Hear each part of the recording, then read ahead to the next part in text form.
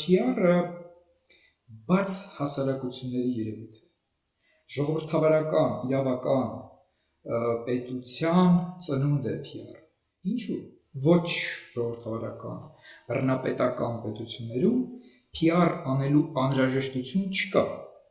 որովհետև ինֆորմացիոն հոսքերը,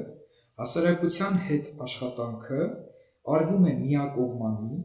արվում է իշխանության կողմից վերահսկողական, այսպես ասենք, մթնոլորտի շրջանակներում։ Կա պրոպագանդա, քարոզչություն։ Քարոզչությունը դա չոր երևույթ է։ Քարոզչությունը այնպիսի մի բան է, որ գործում է ոչ մրցակցային դաշտում։ Կոնկրետ ինչ որ գաղափարի առաջխաղացման, հասարակության գիտակցության վրա կոնկրետ ազդեցություն թողնելու նպատակով իրականացվող գործողությունն է, որը վերևից ներքև է իրականացվում։ Նրանք, ովքեր տիրապետում են իշխանական լծակների, դրանք էլ կատարում են այդ քարոզչությունը։ PR-ը դա երկարաժամկետ երևույթ է, դա կարճաժամկետ բան չէ։ Եվ այդ ծրագրի շրջանակներում իրականացվում է մի շարք իրար հետ փոխկապակցված քայլեր։ Եվ վերջի վերջո փաստորեն նպատակը այն է, որ մարդիկ դրական վերաբերեն այդ կազմակերպության, այդ սուբյեկտին։ Պայքարողները իրենք չեն կարող կասկածել, որ այն արդյունքը արձանագրվեց իրենց գործողությունների հետևանքով, դա իրենց գործողությունների հետևանքով չէ, որովհետև մարդը տեսնում է, որ եթե ինքը պայքարում է, ինքը ինչ արդյունքի հասավ կարճաժամկետ կտրվածքով,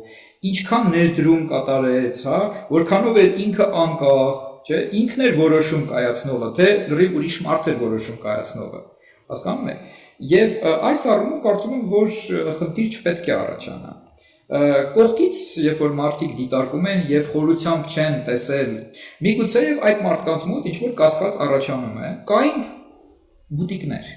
Հիմա մարդիկ վեր կացան եւ ասացին, որ ոչ, դա անօրինական է, դա հանրային ոլորտ է եւ դուք մտնում եք ձեր սեփական ինչ որ շահերից ելնելով հանրության իրավունքներն եք ոտնահարում, չէ՞։ Եվ կոնկրետ մարդիկ կոնկրետ գործողություններ էին անում սահմանադրության շրջանակներում։ Այդ գործողությունները կազմակերպված բնույթ ունեին, այդ գործողությունները ունեին հստակ նպատակ։ Արդյունքում մենք տեսանք, ճնշումը այնքան ուժեղ էր, որ սա դարել էր հանրային օրակարգի ամենակարևորագույն հարցերից մեկը։ Մենք տեսանք, որ այն երիտասարդները, այն քաղաքացիները, որոնք ներգրավել էին այդ պայքարի մեջ, զիջումների չէին գնում, որևէ խոչընդոտի առջև չէին ընկճվում, հասցրեցին վիճակը այն բանի, որ իշխանությունները հայտնվեցին անելանելի վիճակի մեջ։ Դրա ինչ որ կերպ պետք է լուծում տրվեր։ Եթե իշխանությունները գային եւ ասեին, որ գիտեք ինչ, այո, ձեր պայքարը օրինական եւ այլն, դուք ճիշտ էիք, մենք այդքան բան չէինք հասկանում այսքան ժամանակ, ապա մոնտաժում ենք այս բուտիկները, օրինականությունը հաստատում ենք։ Բնականաբար իշխանությունները նման բան կանեին, եթե իրենք ոչ ժողովրդավարական ռեժիմի իշխանություններն են, իրենք ոչ ժողովրդավարական համակարգի պահապաններն են։ Նման բան չէին անի, որովհետև դա կնշանակեր վերջնական պարտություն։ Այս իրավիճակից պետք է ինչ-որ կերպ դուրս գային իրենք, չէ՞։ Երբ Սերժ Սարգսյանը եկավ եւ ասաց ամեն ինչ ճիշտ է արել Տարոն, նա չասեց, որ սխալ էր ամեն ինչ, հա, ամեն ինչ ճիշտ է արել, բայց գեղեցիկ չէ եւ եկեք ապա մոնտաժը։ Եթե գեղեցիկ չէր, նոր եք տեսնում, որ գեղեցիկ չէ, հա, այսքան ամիսներ շարունակ պայքար է գնում։ Այդ լուծման տարբերակը ընդունելի չէ, որովհետև դա ոչ իրավական լուծում է, ինչ նշանակում գեղեցիկ չէ։ Կամ օրինական է կամ անօրինական է։ Լուծումը եղավ այն առումով, որ ապա մոնտաժվեցին այդ բուտիկները։ Պայքարողները հասկացան, տեսան, որ դա իրենց ճնշման արդյունքում է։ Հիմա որտեղ է այստեղ PR-ը։ Իշխանությունները, որպեսզի ամբողջությամբ չհանձնվեն, որոշեցին այս կերպ ձևակերպել իրենց տակտիկական պարտությունը։ Դա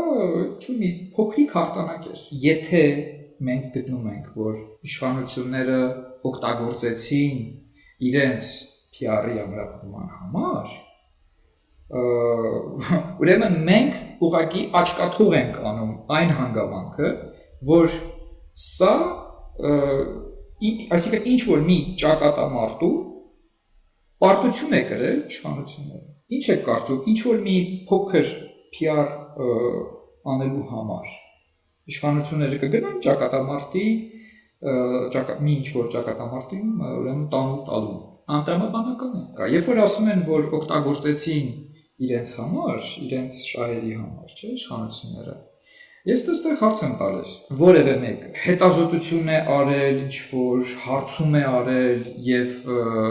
այդ հարցման արդյունքները պարզել են արդյոք, որ մարդկանց որոշակի տոկոս, մինչեւ այս մաշտոցի պուրակի իրադարձությունները ենթադրենք ունեցել է բացասական կամ նեյտրալ վերաբերմունք իշխանությունների նկատմամբ, այս դեպքից հետո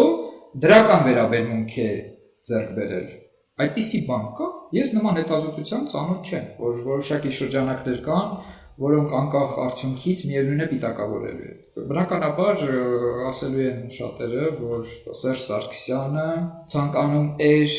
օդիոզ ինչ-որ օլիգարխներից ազատվել, գործընթացը հաջող իրականանա, ինքը օգտագործում էր հասարակությանը եւ հասարակության ձեռքով վերացնում էր ուրեմն որոշակի օդիոզ օլիգարխներին եւ իշխանությունը ել ավելի էր կենտրոնացնում իր ձեռքում, որ եթե հասարակությունը ինքը սեփական ուժերով ինչ-որ մի բան է անում եւ ինքը տեսնում է, չէ, որ ինքը դա սեփական իր ուժերով է անում։ Ինքն ուժեղանում է, դա նշանակում է կարողանում է ազդել որոշումների կայացման գործընթացի վրա։ Այս առումով որևէ ավտորիտար կամ օլիգարխիկ ռեժիմի համար դա ձեռնտու չէ, ակնհայտ է, որ ուժեղ հասարակական ինչ-որ հատված օլիգարխից դու ցանկանում ես ազատվել, բայց փոխարենը դու ունենում ես ավելի ուժեղացած հասարակություն, ավելի կազմակերպված հասարակական նախաձեռնություններ, դա համարժեք չէ, դա միևնույն է կորուստ է եւ շատ մեծ կորուստ է։